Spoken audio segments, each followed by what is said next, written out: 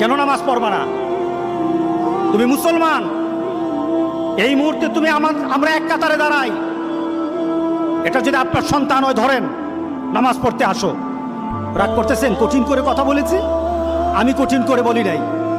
আমাকে বলানো হয়েছে মুহাম্মদ সাল্লাল্লাহু আলাইহি সাল্লামের কথা কঠিন ছিল নামাজের ব্যাপারে। কেউ যদি আমার কঠিন কথাকে কঠিন হিসাবে নেন তাহলে রাসূলকে কঠিন বানাতে হবে। রাসূল সাল্লাল্লাহু আলাইহি সাল্লাম বলেছেন, তোমার সন্তান 7 নামাজ শিখাও, তোমার সন্তান 10 নামাজ না পড়লে তার পিটাও। কে বলেছেন? কে বলেছেন? রাসূল বলেছেন। তাহলে রাসূল কঠিন হলেন না? নামাজের ব্যাপারে কঠিন না? নামাজের ব্যাপারে আমরা কখনো সহজ হব না। রাজি আছি তো সবাই ইনশাআল্লাহ? নামাজের ব্যাপারে আমাদের কোনো সহজতা নাই, কোনো কম্প্রোমাইজ নাই, কারোর সাথে আমার সম্পর্ক নাই।